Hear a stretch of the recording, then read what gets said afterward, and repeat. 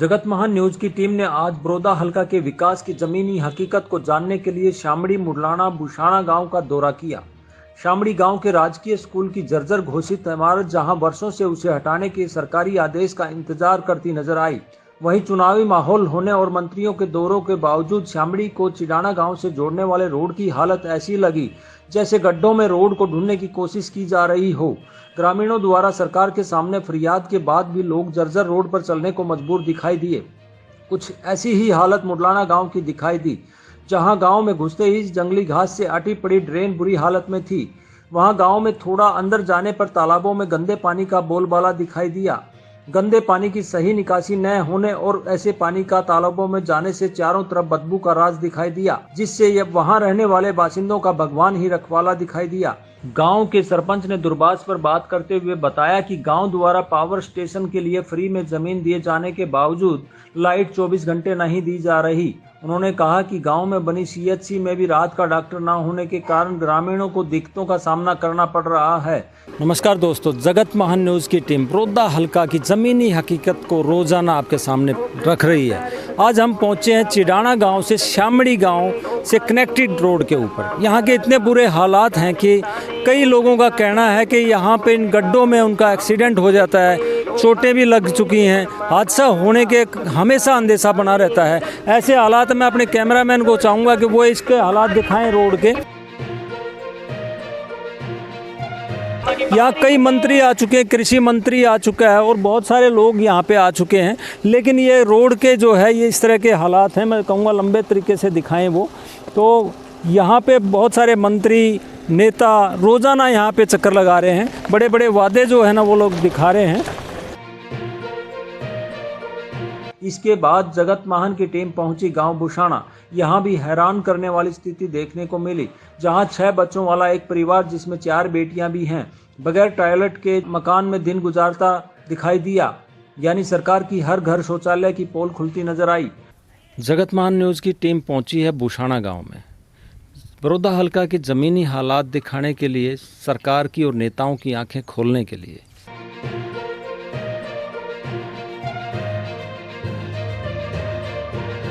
छत वो टूटी हुई है और बुरे हालात हैं। 6 लोगों का परिवार, 6 बच्चों का परिवार यहाँ पे रहता है। ये दरार मैं कहूँगा, इधर देखें, ये दरार आई हुई है।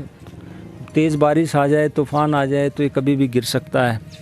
आइए इस मकान के मालिक से बात करते हैं। आपने बीपीएल कार्ड आपका बना हुआ है? हाँ जी, बना हुआ है। कभी मकान बनाने के लिए आपने किसी के सामने कोई प्रार्थना पत्र दिया था? हाँ जी, दिया था। तो क्या हुआ? नहीं सुनवाई? नहीं, सुनाई नहीं हुई जी। सुनवाई नहीं हुई। हाँ। तो अभी आपके पास नेता आएंगे, उनके सामने रखोगे ये बात? हाँ जी, रखेंगे जी। मैं आपको दिखाना चाहूँगा कि यहाँ की जो हालत है, इनका मकान तो जर्जर हालत में है ही, साथ में जो अगर इनकी बात करें, इनके पास 6 बच्चे हैं और बेटियाँ भी हैं 3 इनके पास, तो 4 बेटियां भी इनके पास हैं। और ये ऐसे हालात के जो है उसमें बाथरूम, इनका ये बाथरूम है। ये संपन्न गांव का हालात देख लीजिए, यहाँ के क्या हालात हैं। ये एक संपन्न गांव है। यहाँ पे नेता भी आते हैं, यहाँ के सरपंच भी हैं, सब हैं, लेकिन उसके बावजूद किसी प्रकार की सहायता इन लोगों को अप्लाई करने के बावजूद नहीं मिली। बुशाना गांव में ग्रामीणों ने बताया कि गांव में स्टेडियम है लेकिन कोच के साथ खेल का सामान नहीं है। गांव में 10वीं तक स्कूल है लेकिन 10+2 के लिए सबके सामने फरियाद रखी, किसी ने सुनवाई नहीं की। इस तरह उन्होंने बिजली व्यवस्था पर बात करते हुए कहा कि लाइट ठीक है लेकिन खेतों में कनेक्शन नहीं दिए जा रहे, जिससे दिक्कतें आ रही हैं। यानी जगत महान न्यूज़ की टीम के दौरे के दौरान नेताओं द्वारा किए गए विकास के दावों की पोल खुलती नजर आई। बुशाना गांव के बुजुर्ग, जवान सब लोग हमारे साथ मौजूद हैं। आइए इनसे पूछते हैं कि इनके मन में क्या है अब की बार बरोदा चुनाव के बारे में। इस गांव का कोई विकास बीजेपी सरकार के दौरान हुआ या नहीं हुआ, कांग्रेस सरकार के दौरान क्या हुआ, वो भी इनसे जानेंगे। और दूसरी पार्टियों ने भी क्या कुछ इस गाँव के लिए किया, वो भी आज हम इनसे जानते हैं। अगर मैं बात करूं गांव में बिजली की व्यवस्था की, तो कैसी व्यवस्था है? बिजली आपके गांव में कितने घंटे आती है? हमारे गाँव में खेता में 8 घंटे आवा है। और गाँव में भी 6-7 घंटे आंधी होगी, 3 घंटे दिन में 3 घंटे दिन में है और रात ना है 10 घंटे 10 घंटे। बिजली ठीक आती है। तो अगर मैं बात करूं गांव में शिक्षा की, स्कूल की, तो अगर गांव के स्कूल की बात करें तो कैसी स्थिति है गांव में? स्कूल की कोई पढ़ाई ना है, ना कोई ना मास्टर रूसर दब्बा नहीं है क्या किसी चीज़ की भी। कभी सरकार के सामने आपने कोई बात जो है स्कूल के बारे में रखी है? स्कूल के बारे में जो उसका आगे रखा है, कोई मानता नहीं किसी की चीज़ की। हैं कई और लोग भी मौजूद हैं, आइए इनसे जानते हैं। आपको मैं जानना चाहूँगा खेल की व्यवस्था के बारे में कि गांव में कोई स्टेडियम वगैरह भी बना है कि इस 6 साल के दौरान या पिछली सरकार के दौरान बना? भाई साहब स्टेडियम तो बन गया फिर और नाम मात्र है, उसमें कोई भी सुविधा नहीं है किसी चीज़ की भी। अच्छा। ना पानी की, ना को मैट, ना को खेल का और सामान, खाली स्टेडियम बन गया, 4 दीवारी बना के छोड़ दी जी। वहाँ जी कोई सुविधा नहीं किसी भी प्रकार की। कोच वगैरह की भी सुविधा है वहाँ? ना जी, कोई कोच नहीं है वहाँ। ये कह रहे हैं कि गांव में स्टेडियम बना है लेकिन ना वहाँ पे कोच की सुविधा है, ना ही किसी प्रकार का मैट है, ना कोई और इक्विपमेंट वहाँ उपलब्ध हैं। ऐसी हालत वहाँ पे है। अगर स्कूल की बात करें तो स्कूल के बारे में कह रहे हैं, क्या कह रहे हैं आप? स्कूल के बारे में क्या कहना चाहेंगे? स्कूल के बारे में 12 करवा को करता नहीं को। अच्छा, 12 का स्कूल करवाने के लिए आपने सरकार के सामने बात रखी लेकिन वो कहीं भी सुनवाई नहीं हुई? खूब करी, किन सुनाई तो कौन करी। गांव शामड़ी के राजकीय विद्यालय में ये जो बिल्डिंग हम आपको दिखा रहे हैं, यहाँ पे मेरा कैमरामैन को कहूँगा कि मैं इसको दिखाए एक बार। और ये जर्जर हालत में ये कमरे हैं यहाँ पे इस गाँव में स्कूल के, जो कि डैमेज घोषित किए गए हैं लेकिन सालों से ये ऐसी हालत में पड़े हैं और इनका कोई भी शुद्ध सरकार के द्वारा नहीं ली गई है। यहाँ सरकार में काफ़ी मंत्री जो है यहाँ पे रोज़ाना आ रहे हैं, वादे कर रहे हैं, लेकिन किसी के द्वारा इस शिक्षा के मंदिर के बारे में नहीं सोचा गया है। तो मैं अपने कैमरामैन को कहूँगा कि ये अच्छे से इसको दिखाए जिससे सरकार की जो है नींद खुले। और यहाँ पर जो शिक्षा का मंदिर है, 3 पंचायतों का ये गांव, इस गांव में ये जो बिल्डिंग जो बिल्कुल जर्जर हालत में है, हो सकता है कोई बच्चा इस बिल्डिंग में चला जाए और यहाँ कोई दुर्घटना हो जाए तो उसका जिम्मेदार कौन होगा? अगर हम बात करें आने वाले चुनाव की तो नेता आएंगे आपके सामने, तो इस गांव के लिए कोई बात आप कहना चाहेंगे इन नेताओं को? ये स्कूल के बारे में हर एक को कह रहे हैं, उनको कर नहीं रहे। +2 का करते नहीं, मतलब +2 का करते नहीं। सबको कहो, जितने भी आओ ना सबको कहा है जी। अच्छा, ये कह रहे हैं कि +2 के स्कूल के लिए सबके सामने, सभी नेताओं के, सभी पार्टियों के सामने बात रखी है लेकिन मौजूदा सरकार ने भी सुनवाई नहीं की और ना ही किसी नेता ने आगे हमारी बात को आगे बढ़ाया है। यहाँ कुछ और लोग भी मौजूद हैं। आप क्या कहना चाहेंगे, क्या स्थिति रही पिछले 6 साल में? क्या कुछ गाँव में विकास हुआ? कोई विकास नहीं हुआ जी, किसी प्रकार का कोई विकास नहीं? किसी प्रकार का कोई विकास नहीं। और खेतों के कनेक्शन नहीं होते हमारे, घने रुपये भर लिए और कोई नहीं हो रहा। ठेकेदार दे रखे माल हल्का लगाए हैं और पीछे ज़्यादा भरवाए हैं, नहीं मिल रहे। मंत्री आए थे पीछे, उन्होंने आश्वासन दिया था कि भाई हम कुछ ही दिनों में बिजली कनेक्शन दे देंगे और किसानों को दिक्कत नहीं होने देंगे। नहीं जी, ज़्यादा दिक्कत हो रही है, कोई कनेक्शन नहीं होता हमारा। तो ये हालात हैं बुशाना गांव के। बुशाना गांव में स्कूल जो है वो मैट्रिक तक है, +2 करने के लिए फरियाद की गई लेकिन कोई सुनवाई नहीं हुई। बिजली की यहाँ व्यवस्था ये लोग कह रहे हैं कि ठीक है गांव की, लेकिन इस खेतों के जो कनेक्शन हैं वो इन लोगों को बिजली के नहीं मिले हैं। स्टेडियम की जो हालात है वो ऐसे हैं कि वहाँ पर स्टेडियम की 4 दीवारी तो बनी है, ना ही कोई वहाँ इक्विपमेंट है, ना ही कोई किसी प्रकार का वहाँ पर कोच रखा गया है, कोई सुविधा नाम की चीज़ वहाँ पर नहीं है। इन लोगों का कहना है कि किसी भी प्रकार से यहाँ पर विकास कार्य पिछले 6 साल के दौरान नहीं हुए। ऐसे में अगर ग्रामीणों की समस्याओं की ओर अगर ध्यान नहीं दिया गया तो मौजूदा भाजपा सरकार के नेताओं को उपचुनाव में जवाब देना भारी पड़ सकता है। चुनाव में किस पार्टी का पलड़ा भारी रहेगा, इस पर प्रतिक्रिया देते हुए लोगों ने कांग्रेस पार्टी को ज्यादा तवज्जो दी। तो जगतमान न्यूज़ की टीम पहुंची है गांव बुशाना में। आइए इन लोगों से जानते हैं कि बड़ौदा उपचुनाव के बारे में क्या सोचते हैं, क्या इन लोगों का बड़ौदा उपचुनाव के दौरान जो है विकास कार्य इनके अब तक इस सरकार ने किए हैं और आगे क्या रहेगा। थोड़ा सा मैं जानना चाहूँगा ये आपसे मैं जानना चाहूँगा, आप किसान भी होंगे और आपने जैसे किसान हैं, हो सकता है कोई नौकरी पेशा भी हो, तो किस तरह की स्थिति है? क्या किसानों के लिए ये सरकार अच्छी रही? कोई अच्छी नहीं जी, ना तो पानी आंदा, ना गांव में पीने का पानी कोई। आजा सड़क टूटी पड़ी है। तो गांव में मतलब सड़कें टूटी पड़ी हैं। हाँ जी। शिक्षा की अगर बात करें, अगर हम स्कूल की बात करें, तो क्या आपके गांव में जो है स्कूल की व्यवस्था ठीक है? ठीक नहीं है जी। 10+2 की मांग बहुत ज़्यादा रख ली है, कोई सुनाई नहीं होती। MP साहब को भी कर ली, जंगड़ा साहब संसद आए थे, राज्यसभा के मेंबर, उनको भी रख ली।